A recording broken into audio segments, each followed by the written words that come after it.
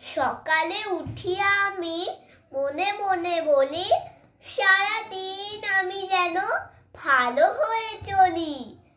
আদেশ করেন যাহা মোর গুরুজনে, আমি যেন সেই কাজ করি ভালো মনে।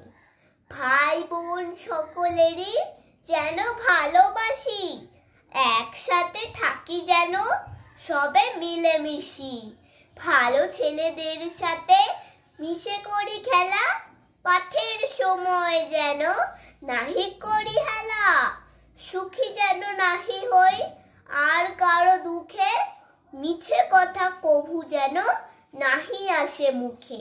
সাবধানে যেন লোভ সামলিয়ে থাকি, কিছুতে কাহারে যেন নাহি দিই ফাঁকি। ঝগড়াটা করি যেন কভু কারো শোনে, সকালে উঠিয়া আমি বলি মনে মনে। নমস্কার।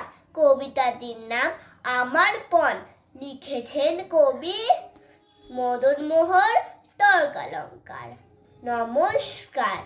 এই ভিডিওটি যদি তোমাদের ভাল লাগে তাহলে প্লিজ লাইক, কমেন্ট, শেয়ার করে দিও।